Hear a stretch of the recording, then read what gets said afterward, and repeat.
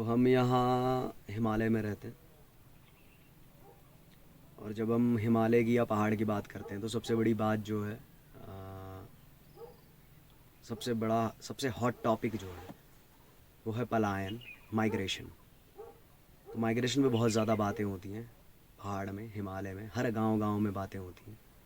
जो भी पढ़ा लिखा आदमी गांव वापस आता है वो पलायन पे ज़रूर बात करता है।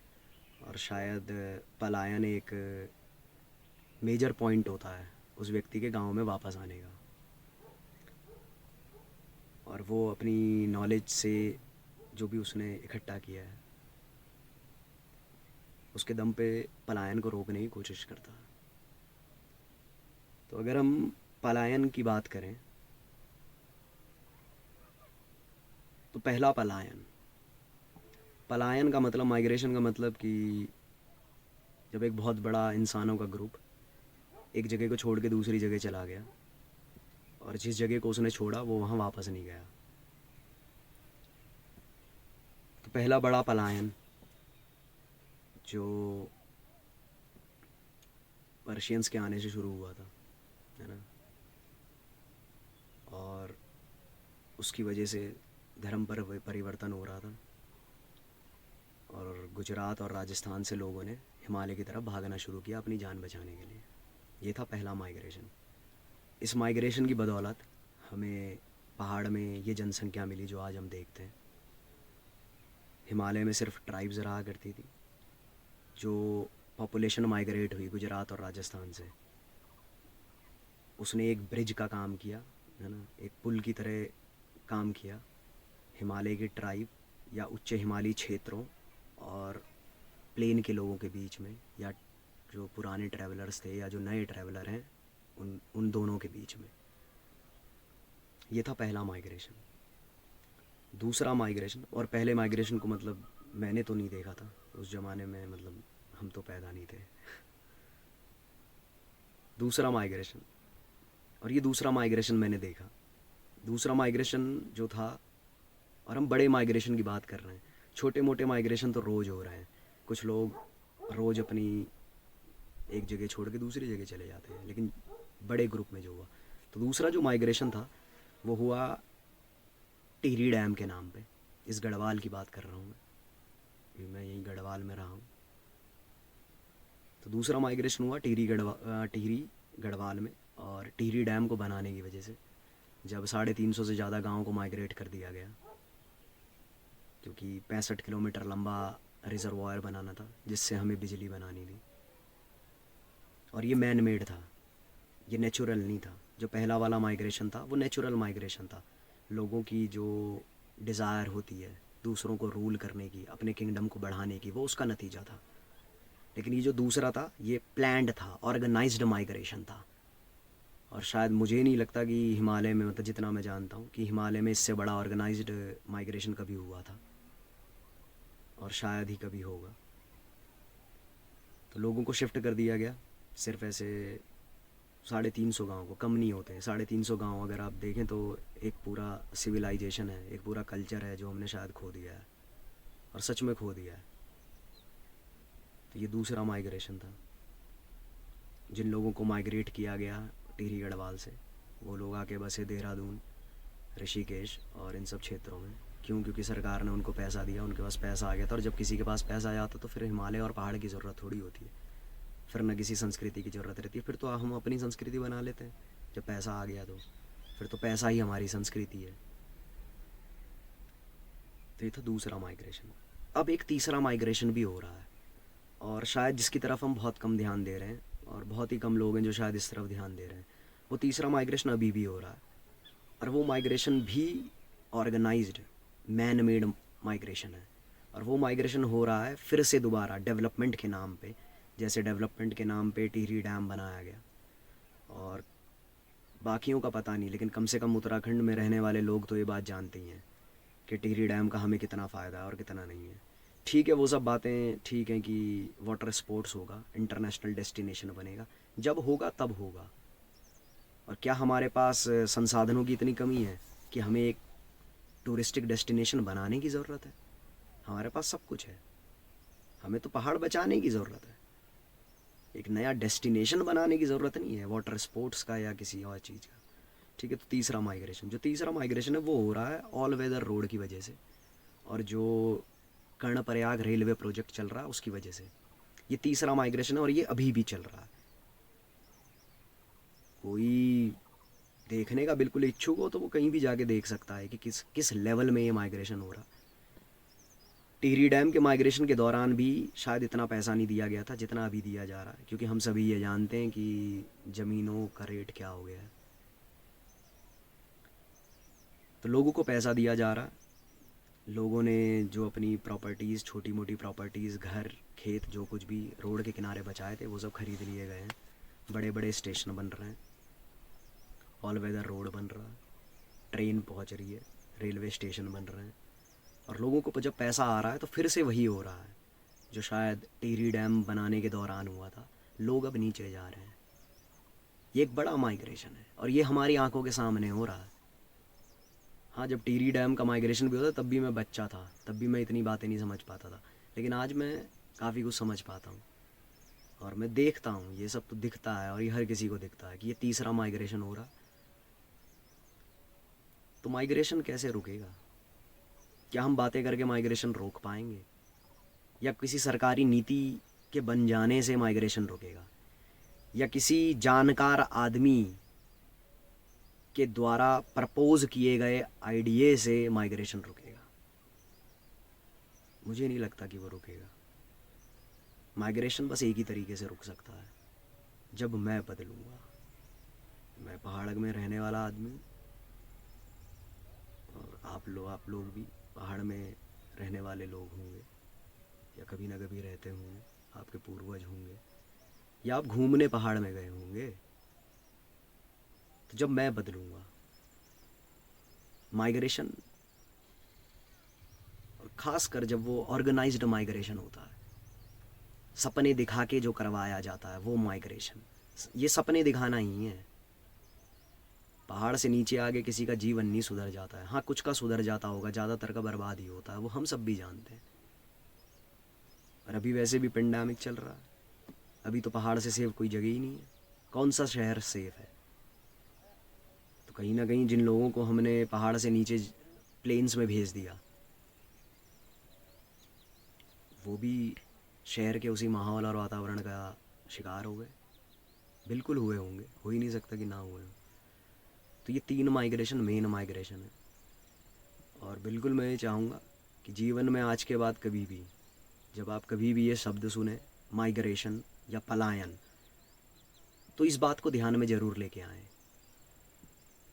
क्योंकि जो हो गया वो हो गया, उसे बदला नहीं जा पाएगा अब। लेकिन जो अभी हो रहा है, शायद हम उसे देख सकते हैं और बहुत कुछ समझ सकते हैं। तो जब मैं बदलूँगा, जब मैं जीना शुरू करूँगा, पहाड़ का मतलब होता है जहाँ जीवन होता है, हिमालय का सिर्फ इतना सा मतलब होता है जहाँ जीवन होता है। जीवन जीने के लिए या जीवन को समझने के लिए हज़ारों सालों से लोग हिमालय में आए, लेकिन जो व्यक्ति हिमालय में ही पैदा हुआ उसे कुछ पैसा दे दिया गया और वो शहर जाने को तैयार हो गया। हम सभी ये जानते हैं कि शहरों में जिन लोगों ने पैसा कमा लिया है वो सब लोग पहाड़ की तरफ आ रहे हैं। हमें भी लोग पूछते हैं कि क्या ज़मीन मिलेगी। ज़मीन की तुलना सिर्फ पैसों में होती है, इसके अलावा कोई तुलना नहीं है, क्योंकि ज़मीन से हमारा कोई प्रेम नहीं है।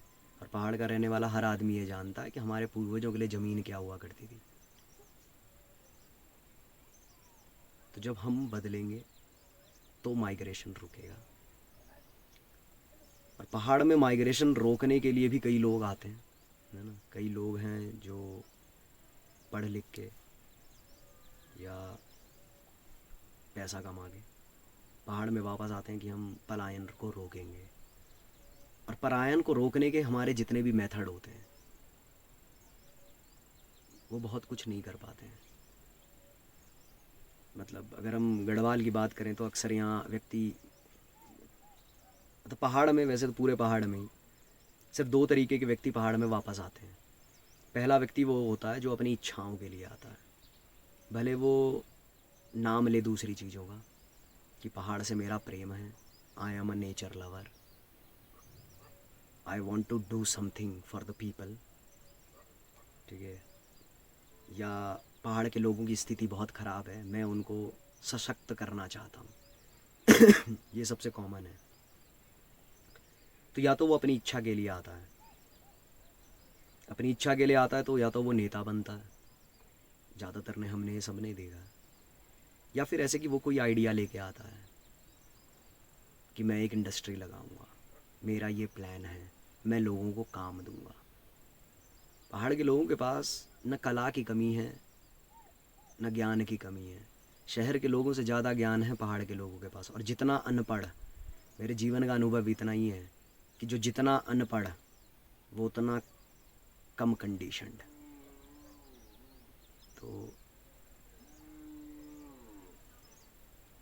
या तो व्यक्ति अपनी इच्छाओं के लिए पहाड़ में आता है, अब वो इच्छा कोई भी हो, कुछ भी बनाना हो, कुछ भी स्थापित करना हो, नाम के लिए कह दिया जाए कि वुमेन एम्पावरमेंट, या गांव की सस्टेनेबिलिटी, गांव वालों को रोजगार।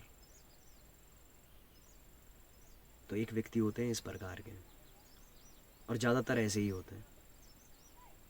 और जो दूसरे प्रकार का व्यक्ति होता है वो जीवन के लिए पहाड़ में आता है, वो जीवन जी रहा होता है, उसे समझ में आ जाता है और वो जीवन जीता है पहाड़ में। तो जब आप पहाड़ में जीवन जीते हैं तो शायद माइग्रेशन रुक सकता है। जब आप सिर्फ जिएंगे, आप अपनी इच्छाएं नहीं थोपेंगे, आप अपना ज्ञान नहीं बांटेंगे, आप जो करेंगे, जिस तरीके से आप जीवन जिएंगे, जिसे देखना होगा, जिसे सीखना होगा, वो आपको देख के सीख जाएगा। सिखाना नहीं पड़ेगा, अथॉरिटी नहीं बनना पड़ेगा। शहर से आके हम सब अथॉरिटी ही बनते हैं, बिल्कुल। और गांव के लोग तो बड़े शरीफ होते हैं। आप शहर से आए तो वो आपको वैसे ही ज़्यादा इज्जत देने लगते हैं कि पढ़ा लिखा आदमी आया है। हम सब ने ये महसूस किया है, चाहे आप सिर्फ एक ट्रैवलर भी हैं तो भी ये आपने ज़रूर महसूस किया होगा कि व्यक्ति पहाड़ में जाता है तो पहाड़ के लोग बड़े सिंपल होते हैं, बहुत ज़्यादा सम्मान देते हैं। हमारे अपने ही हमको इतना सम्मान नहीं देते जितना पहाड़ का व्यक्ति देता। तो पहाड़ में अगर आएँ तो जीवन जीने आएँ, नहीं तो जाने अनजाने में आप भी माइग्रेशन को सपोर्ट कर देंगे। आप खुद वो कारण बन जाएंगे जिसकी वजह से लोग माइग्रेट होंगे। तो अगर आप सच में केयर करते हैं, और केयर करने के लिए प्रेम होना आवश्यक है, और ये भी हमारा दुर्भाग्य है कि हमें प्रेम का भी अर्थ नहीं पता होता। तो पहाड़ में अगर आप आएँ तो जीवन जीने आएँ, सिर्फ अपना सारा नॉलेज, सारा पास्ट एक्सपीरियंस सब छोड़ जाएं, वहीं छोड़ आएँ और सिर्फ जीवन जीने आएँ, तो शायद माइग्रेशन रुकेगा। और जीवन में कभी भी माइग्रेशन की बात हो तो ये 3 बातें ना भूलें। ये बहुत ज़रूरी बात है और फैक्ट है, सत्य है। तो उम्मीद है कि समय के साथ ज़्यादा से ज़्यादा लोग सिर्फ जीवन जीने आएंगे, किसी को कुछ बनाने नहीं आएंगे। क्यों? हम सब गांव में गांव वालों को क्यों? क्योंकि हम उन्हें अपने से छोटा मानते हैं। उनको कुछ बनाने के लिए आते हैं, उनको नई स्किल सिखाने के लिए आते हैं, है ना? तो स्किल ना सिखाएं किसी को। स्किल की जिस दिन जीवन में ज़रूरत होगी वो अपने आप सीख लेगा। लेकिन पहाड़ के व्यक्ति के पास जीवन की कमी नहीं है, जीवन भरा पड़ा है। तो आप जीवन जीने आएँ, आप जीवन जिए आपको देख के, और व्यक्ति भी जीवन जीने लगेंगे। ऐसे बचेगा पहाड़, ऐसे रुकेगा पलायन। कोई नीति से नहीं रुकेगा, किसी प्लान से नहीं रुकेगा, किसी एंटरप्रेन्योरशिप से नहीं रुकेगा। तो जीवन जिए, यही हिमालय का मतलब है, यही पहाड़ है, पहाड़ जैसा जीवन। पहाड़ किसी पे डिपेंडेंट नहीं होता, इंडिपेंडेंट होता है। तो इंडिपेंडेंट जीवन जिए, अपने आप में जिए, दूसरों के विचारों में जीवन न जिए। बस इतना सा है। पलायन पे सोचें ना, कभी समय बर्बाद न करें पलायन के ऊपर सोच के, क्योंकि जब भी हम पलायन के बारे में सोचेंगे ना तो हम एक प्लान बना ही लेंगे। हम हैं इस प्रकार के हम जब पलायन का सोचते हैं हमारे दिमाग में एक प्लान ही आता है, या पलायन के नाम पे हम सिर्फ एक प्लान ढूंढते हैं।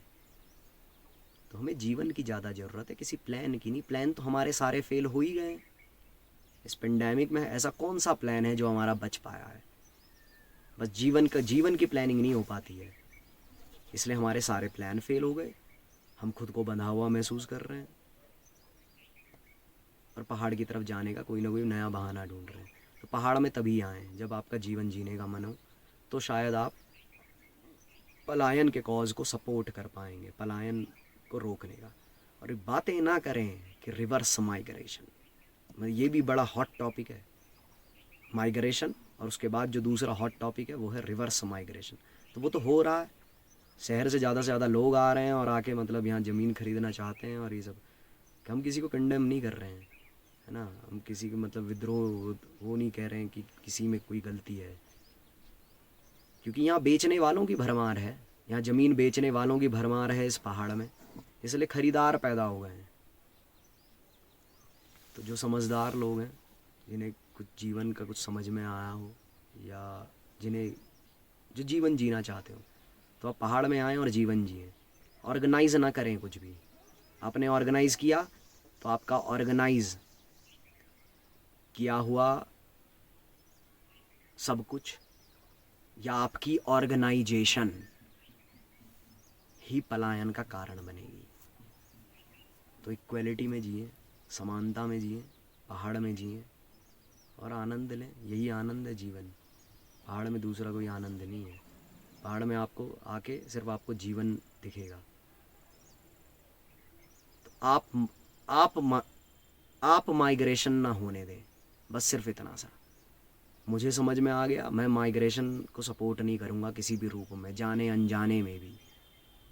मैं कोई नया आइडिया नहीं लेके आऊँगा, मैं किसी को शिक्षित करने की कोशिश नहीं करूँगा। मतलब हमारी शिक्षा कहाँ काम आ रही है हमारे? तो किसी को शिक्षित करने की कोशिश ना करें, खुद को शिक्षित करें, तो माइग्रेशन अपने आप रुक जाएगा। जैसे हमारा गांव है, हमारे गांव में कोई नहीं रहता था, है ना, सब ख़त्म हो गया था। हमें गांव में काम करने की बड़ी आदत थी, बड़े बड़े गाँव में काम किया।